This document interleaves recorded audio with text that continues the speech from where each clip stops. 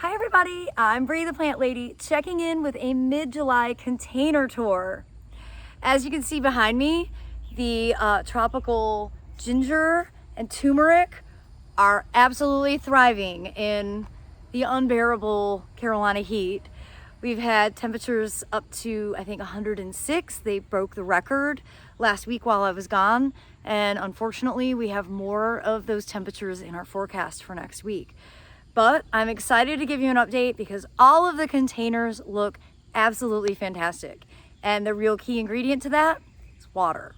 Always keep your pots in areas that are convenient to water, and you'll actually take care of them even when the weather is terrible.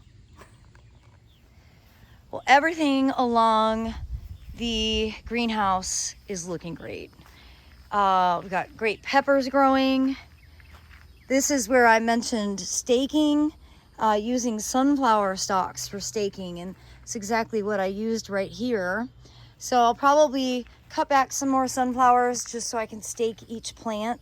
I did put a lot in there, but you can see I'm already getting nice green pepper set. This is actually bell orange, just has to ripen. The perennial squash is starting to do its thing, and you know, the goal always is to get the greenhouse completely covered in vines, and it does happen.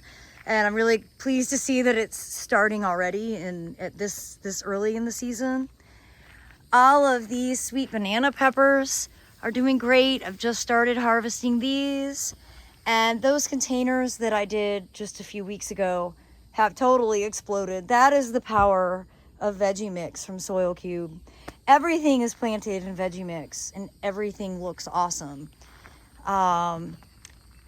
Definitely underestimated how quickly the cucumbers would grow. So we'll see where they end up. Actually, I don't even know if this is a cucumber as they didn't have labels and I was guessing based off of the foliage, and we planted, or the students I should say, seeded probably like 15 different types of squash and cucumber, and without having the labels it's basically impossible to know what they are until they fruit. Look at baby raspberries are coming, and the blueberries that I repotted a few weeks ago don't look better, but they don't look worse, and sometimes that's all you can ask for. But I am really happy to see that the raspberries hopefully aren't, this is actually a blackberry here, but I'm hoping that we will, I don't think those are dried up. So hopefully we'll get round 2 for raspberry crop. And just wanted to show you here how well the cream sausage are doing. And we've got, some cucumbers that are growing up onto the greenhouse. I need to direct them that way, otherwise the deer will eat them. But thankfully the deer have been leaving the tomatoes alone. And that feels like a big win. Well, I'll admit, some of my pots aren't that interesting, but it's because I left the cool season stuff in, because it still looks good. And the snapdragon still doing its thing. Look, the nemesia isn't dead, which seems insane. And Calibrachoa hasn't died. I never have Calibrachoa that make it into the summer. So the lack of rain is to a benefit for some plants. Succulents look awesome. Can I say, if you don't have mangave, you need to get some. I'm going to say it in every single video. I just think that they are the best new plant introduction. They aren't getting the attention they deserve. Look at that texture of those 3 mangaves together. These tomatoes are awesome. And they are all from the Dwarf Tomato Project. Bought them as plants at the State Farmers Market in Raleigh. And the fruit set is absolutely incredible. Oh no, I see. Oh, doggone it. Oh, golly. Okay, those are leaf-footed bugs and they mess up your tomatoes. Oh, doggone it. Well, I'm gonna have to see. Last year they really destroyed my tomatoes and I don't want that to happen again. Here it is again. I'm sorry if that grossed you out, but sometimes the easiest thing is just to squish them. Again, in the category of not all insects are good. is, I have so many tomatoes. I'm so excited. I love growing tomatoes, but they're really hard here. Maybe extreme heat and no rain is just the solution for tomatoes, because usually they're all dead. These dwarf varieties are super interesting. They're all different colors, and people on Facebook are always like, I wouldn't know when they're ripe. It's not that hard. They get soft. You know, like an unripe tomato feels different than a ripe tomato. So you get to understand when the right time is just by feeling them.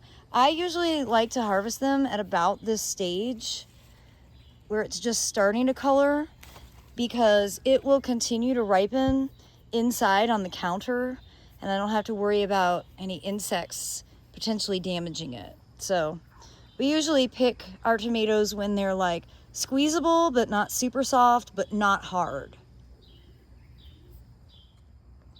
From an ornamentals perspective, I love this combination. This white Savola, which is a trial plant, this red geranium, also a trial plant, and then this, I used to call, I think it's dipped in wine, or I don't know, it might be a newer variety than that, but the coleus, you just cannot go wrong with coleus. And they do so well in pots. They also do well in the ground, but they love the extra moisture that you can get from growing them in a container. And they are just so reliable for filling in the gaps and making everything look really extra. Well, I know I showed you these bags in my recent tour of the backyard, but just pointing them out again. These are 5-gallon root pouches filled with soil cube. The plants are doing great, exceeding all my expectations. However, they dry out way too fast, so I don't recommend using these in the summertime. They're a great option for winter when you're not 106 degrees, but for this season, not the right choice. Now, I'll just quickly on the back porch show you this pot of succulents doing quite well. I really like that the Evita gloxinia has just kind of like grown in here as well. And this container, this calibrachoa, is awesome. I can't believe I'm saying those words, but it's true. That goldfish succulent is so cool, and the is this a key lime? This is a Meyer lemon. Looks like it has spider mites. I need to do some insect spraying. But look, we've got another orb spider hanging out here. And then these pots, I moved to the shade while I was away, and they look instantly so much better. So they're gonna stay here. That jasmine I've had for 5 years now. My friend Tim from the Ralston Arboretum gave it to me for my 40th birthday. And I've actually had this key lime for about 8 years, and I leave it in the pot and just bring it in to the heated shed in the winter, and every year I get a ton of fruit. You could see it's starting to flower right now. We've got fruit on it, so that's very encouraging. And that begonia was a trial begonia from several years ago that just won't stop. Really incredible begonia. Well, I hope you agree. This is pretty impressive. Abby and Aiden and I did these just a few weeks ago, and voila, everything is growing really well. The rice in the soil cube bags and the veggie mix bags is thriving. This just might be the absolute easiest way to grow rice. I am definitely encouraging everyone to give this a try next year. Planning to have black Madras rice plants available for sale when I am on the Fuquay Verena Garden Club garden tour in mid-May. So these plastic pots, which are like the cheapest thing you can buy at Walmart, are pretty good. I took the bottoms off because they were not draining well, but you can see good tomato growth there. These are all trial tomatoes in that pile. And then over here, I definitely consider this to be the biggest success. This is the absolute easiest way to grow tomatoes successfully. And I've been harvesting a ton of tomatoes. We're actually going to have a small tomato tasting tomorrow night. And, you know, they get watered once a day. They were staked, so it's pretty easy to manage. Now we're at the phase of just coming in and noticing when varieties start to turn. So now I'm really at the stage of just harvesting on a regular basis. And here we've got Amy's Ohio, and I harvested a bunch yesterday.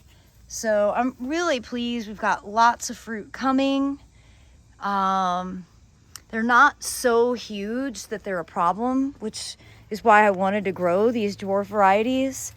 And having the cattle fence here makes it really easy, so you can just sort of like intertwine it. And I did add some twine just to hold everything up, but it kind of lost its turgor. But that's okay. Tomatoes are vines, even the dwarf varieties, so set your expectations appropriately.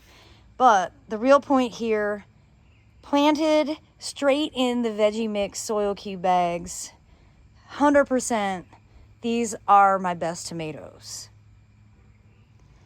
And here out front at the Airbnb, you can see this container that I just recently planted is looking nice. And more snapdragons still left over from last spring or last fall, with oregano that's growing very well. We've got rice growing quite well here.